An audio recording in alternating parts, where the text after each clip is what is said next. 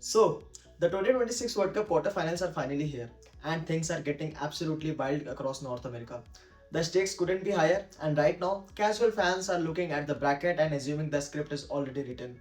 The common consensus across the football world is that the traditional heavyweights, Argentina, France, England, and Spain, are going to effortlessly stroll straight into the semifinals. But if you have actually been watching the tape, you know that's a massive trap. The mainstream media is completely blind to the severe tactical constraints and structural shifts happening right now on the ground in the US and Mexico.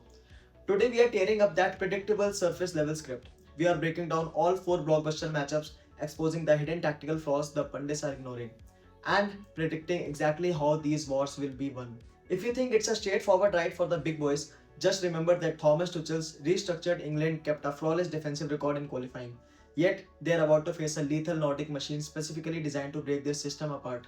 Let's dive in. Let's kick off with the reigning world champions Argentina versus Switzerland.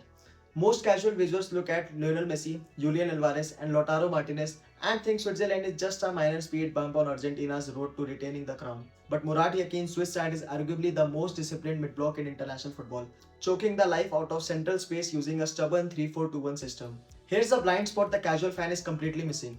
Argentina is deeply dependent on playing through the lines via Enzo Fernandez and Alexis Mac Allister. Switzerland will completely surrender the wide areas, clogging the middle and daring Argentina to cross into a crowded box. Scaloni actually anticipated this before tournament, noting he brought Valentin Barco and Nico Paz to provide verticality. To win this, Argentina can't just rely on Messi's central magic. Scaloni must pivot to a wider 4-3-3 utilizing Julian Alvarez, dragging defenders to the channels to stretch that Swiss back 3. It's going to be an agonizingly tight chess match, but expect Argentina's individual quality to break the deadlock late. Prediction 1-0 Argentina, but it will be a grueling, tooth-pulling exercise. Next up, Spain versus Belgium, a classic European clash with a massive tactical twist. The consensus is that Luis de la Fuente's flawless counter-pressing and fluid possession will simply overwhelm a rebuilding Belgian side under Domenico Tedesco. But here's the twist. Tedesco doesn't want the ball. Belgium has pivoted entirely into a lethal transition engine. The loophole here is Spain's aggressive highline. If Spain turns the ball over in the middle third, Kevin De Bruyne needs just one pass to unleash the explosive vertical pace of Luis Openda. However, that alone won't save Belgium because their backline is incredibly fragile under pressure. Spain's secret weapon is the relentless spatial dominance of Rodri and Fabian Ruiz in the half spaces. They won't just pass Belgium to death, they will choke out De Bruyne's supply lines before the transition even starts. Spain will exploit Belgium's defensive structural gaps out wide, forcing their fullbacks into isolated 2-on-1s. Spain takes this comfortably by neutralizing the source. Prediction 2-0 Spain, total control. Now let's talk about England versus Norway. This is where it gets incredibly spicy. The narrative everywhere is all about Erling Haaland and Martin Ødegaard pulling off a monumental upset against a star-studded three lines. But wait, look at what Thomas Tuchel has actually done. He shocked the entire nation by leaving out Phil Foden and Cole Palmer from his final squad to prioritize extreme tactical discipline and set-piece rigidity. The key duel here is pure theatre. John Stones versus his Manchester City teammate Erling Haaland. Tuchel's England plays a highly structured 3-4-2-1 that focuses heavily on defensive insurance.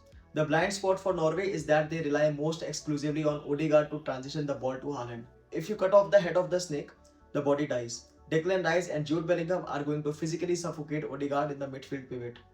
Without that service, Haaland will be left entirely isolated against Stones and an aggressive English block. England won't play pretty football, but Tuchel's tournament pragmatism is built for exactly this. They will choke the game out and punish Norway on a set piece. Prediction 2-0 England, clinical and ruthless. Finally, the main event, France versus Morocco, a massive rematch of the 2022 semi-final. The mainstream opinion is that Didier Deschamps' squad has way too much firepower, and Kylian Mbappe will simply run riot. But here's where the pundits are stuck in the past. Wallace Regragouis Morocco is not the same defensive low-block team from Qatar. They have evolved massively, adding Brahim Diaz to the mix, which gives them a terrifying, creative core to match Ashraf Hakimi's overlapping threat.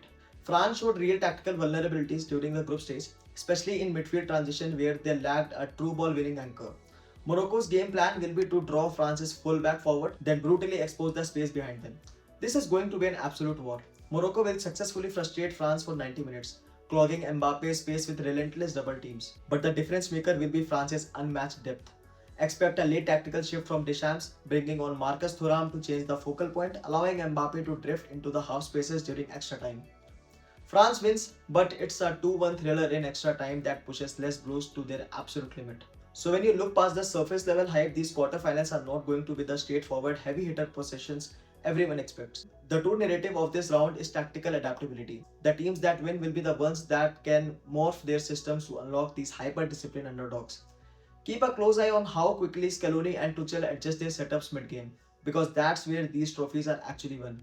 If Spain and England stick to their rigid blueprints, we were going to see some historic heartbreaks. But what do you guys think? Is Haaland going to bully his way to the semis, or is Morocco going to finish the job they started 2 years ago? Drop your exact score prediction in the comments below, hit that subscribe button and smash the like if you love deep dive football analysis. This is Soccer Mates and we'll see you for the semi-final breakdown. Peace.